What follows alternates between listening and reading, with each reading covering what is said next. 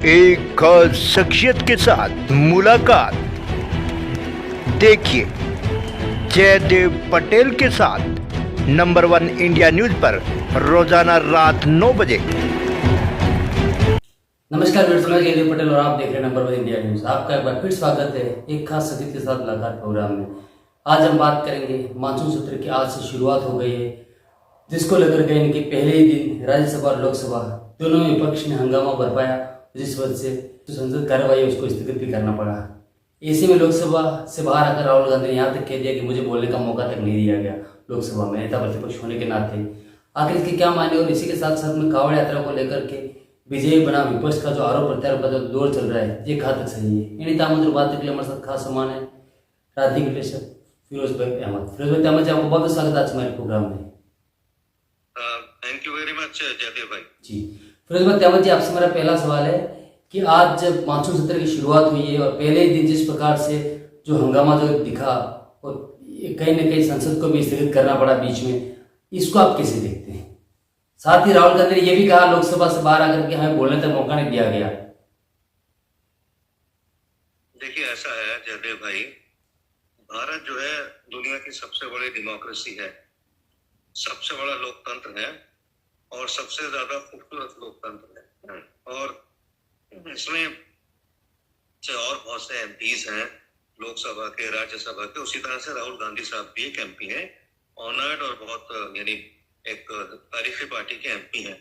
लेकिन जो उनका किरदार है एज एन एमपी या as a citizen of India, मैं समझता हूँ वो बिल्कुल भी उस तरह का नहीं जैसे उनसे उम्मीद की जाती है, जैसे एमपी से उम्मीद की जाती है। देखिए, ये जो एमपी का ये जो लोकसभा का जो सेशन होता है, ये बड़ा महंगा होता है, बड़ा कीमती होता है और इसमें बड़े बड़े फैसले लिए जाते हैं। अगर इसमें इस तरह की खुराफात हो, शोर शराबा हो, जैसे राहुल गांधी साहब ने आज किया या फिर और भी बहुत से लोग करते रहे इसमें, तो इससे नुकसान जो है भारत का है। अगर भारत का नुकसान होगा तो एक आम आदमी, गरीब आदमी का बेसिकली नुकसान होगा, क्योंकि हिंदुस्तान में ज्यादातर जो जनता है वो राहुल गांधी साहब जैसे तो नहीं है। मैं तो दुआ करूंगा अल्लाह से कि अल्लाह जितने भी हिंदुस्तानी हैं उनको ऐसा बना दे जैसे यानी जो खान पान है, जो रहन सहन है राहुल साहब की तरफ। लेकिन यह है कि जो कर सकते हैं गुरबा या तमाम स्कीम के लिए वो नहीं कर रहे हैं, और एज एन एमपी भी जो ड्यूटी उनको डिस्चार्ज करनी चाहिए उससे दूर हट रहे हैं और डेमोक्रेसी को इंडिया की बदनाम कर रहे हैं। और न सिर्फ यहाँ हिंदुस्तान में, बल्कि जब वो लंदन वगैरह जाते हैं, ऑक्सफोर्ड, कैम्ब्रिज, किसी भी बाहर की यूनिवर्सिटी या किसी उसमें सिद्धांत पे जाते हैं, कहीं भी किसी स्थान पे जाते हैं, तो वो जो है वो क्या है, बदनाम करते हैं हिंदुस्तान को। ठीक है ना जी फिरोज भाई अहमद जी, अगर हम बात करते हैं तो जिस प्रकार से एक संसद सत्र चलता है उससे कहीं ना कहीं पूरे देशवासियों की एक उम्मीद लगी रहती है। ऐसे में इस प्रकार से हंगामे की बेट चढ़ते हुए संसद सत्र को कुछ समय से हम देख रहे हैं, इससे भारत का कितना नुकसान होता है? देखिए, इससे बहुत ज्यादा नुकसान होता है। करोड़ों का नुकसान नहीं होता, अरबों का नुकसान होता है। और कभी ये वेल में चले जाते हैं लोग, कभी लोकसभा के बाहर आके ड्रामे तमाशे करते हैं। इनको ये करना चाहिए राहुल गांधी जैसे जो एमपी हैं कि ये ऐसा कोई मतलब नहीं है, सब ड्रामा है, फसाड है, हिंदुस्तान को बदनाम करने की कोशिश है कि मुझे पार्लियामेंट में बोलने नहीं दिया जाता। तो पहली बात तो मैं कहूँ with all due regards to Rahul ji कि उन्हें बोलना ही नहीं आता। चलिए, जो भी थोड़ा खुट करते हैं, बोलते हैं, तो वो इस तरह से उनको बोलना चाहिए कि जिससे उनकी पार्टी का फायदा हो। जब भी वो बोलते हैं उनकी पार्टी को नुकसान पहुंचता है, इलेक्शन हार जाते हैं। तो बस ये है कि अब उनकी दाल गल नहीं रही और उस बात से परेशान है। और एक चीज मैं और आपको बता दूं, हिंदुस्तान आज हार्वर्ड, बेलियल्स, ब्राउन्स, ऑक्सफोर्ड, कैम्ब्रिज के पढ़े हुए लोगों द्वारा नहीं चलाया जा रहा। का हिंदुस्तान यहाँ के देसी संस्कारवादी, राष्ट्रवादी जो भी हमारे भारतीय हैं, आप जानते हैं कौन चला रहे हैं, उनके द्वारा चलाया जा रहा है। ठीक है, ये लोग जो हैं जो बाहर की संस्कृति से बहुत ज्यादा प्रेरित होते हैं।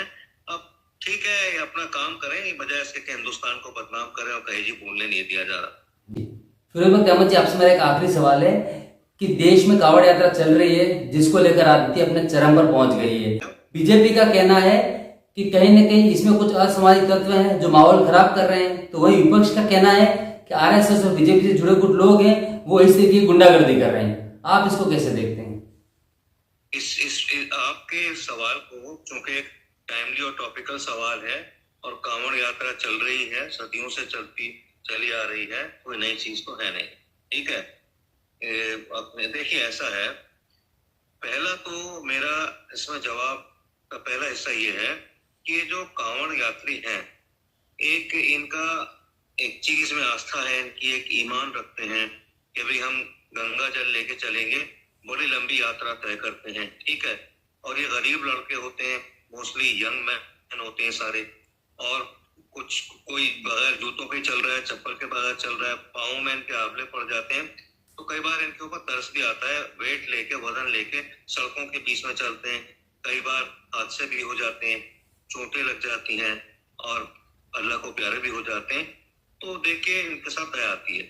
लेकिन इसकी दूसरी चीज में, दूसरा जो तस्वीर है वो ये है कि कई बार ये भी होता है कि इनमें जैसे असामाजिक तत्व भी शामिल हो जाते हैं। अब वो कहीं से भी शामिल हो, जो वो हैं आपके विपक्षी, वो तो कहते हैं कि इसमें आरएसएस के और फलाने ढिमकाने असामाजिक तत्व आते हैं, ठीक है। और बीजेपी वाले कहते हैं नहीं नहीं, ये असामाजिक तत्व जो है विपक्षियों से आते हैं, चाहे वो कोई भी हो, किसी भी धर्म के हो। मेरा ख्याल ये है कि इन सब चीजों से ऊपर उठ के कांवड़ यात्रा एक बहुत ही मेहनती किस्म के लोगों की यात्रा है, और कांवड़ियों को भी ध्यान रखना चाहिए जिस तरीके से वो ढोल ताशे पीट, चलो भी ठीक है, वो भी कर लें, लेकिन ये है कि उनको किसी तरह के ये जो तशद्दुद है, मारपीट है, किसी कार वाले को के ऊपर कारों को तोड़ दिया, काफी कारें तोड़ी जाती हैं, इनसे बचना चाहिए। इनसे क्या है, कांवड़ यात्रा बदनाम हो रही है। और मैं तो एक बात ये कहता हूँ कि योगी जी ने बहुत मान सम्मान दिया है कांवड़ यात्रा को, अच्छी बात है, लेकिन योगी जी को एक काम और करना चाहिए। जैसे मैंने देखा था कि यूपी के किसी शहर में, शायद अमरोहा था, कहाँ था मुझे ध्यान नहीं, कांवड़ यात्री जब जा रहे थे तो वहाँ के जो मुसलमान थे उन्होंने उनका स्वागत किया, उनको फल वल दिए और उनको फूल दिए, पानी पिलाया। मैं समझता हूँ गंगा जमनी तहजीब का मुल्क है ये। कांवड़ यात्रा हो, मुहर्रम हो, कुछ भी हो, कोई भी त्योहार हो, सदियों किरणों से हम लोग एक साथ मिलकर रहते चले आ रहे हैं। तो एक जो मिली जुली हमारी एक सद्भावना और ये जो समान और सदाचार की जो हमारी भावना है, रहन सहन है, उससे हमें मिलकर रहना चाहिए। मैं ये भी कहूंगा इनसे, योगी जी से, कि जितने भी कांवड़ यात्री हैं इनको छोटे छोटे पैकेट दें इंटरफेथ हार्मनी के। इसमें ये एक छोटी सी थैली, चाहे उसमें बालूशाही रख दें, चाहे लड्डू रख दें, इनके लिए अलग हो। रास्ते में जो भी मिले, किसी भी धर्म का आदमी मिले, उसको बांटते जाएं। तो योगी जी ऐसा कर सकते हैं। एक मैं राय दे रहा हूँ, हो सकता है मेरी बात योगी जी तक पहुंचे, तो उससे एक पुल बनेंगे और लोग इंतजार करेंगे कि कब जुलाई आए, अगस्त आए, कब कांवड़ यात्रा शुरू हो। मैं समझता हूँ कि इसको उस तरह से देखना चाहिए। जी, फिरोज भाई, आपने हमारे लिए समय निकाला, उसके लिए आपका बहुत बहुत धन्यवाद। Thank you Patel.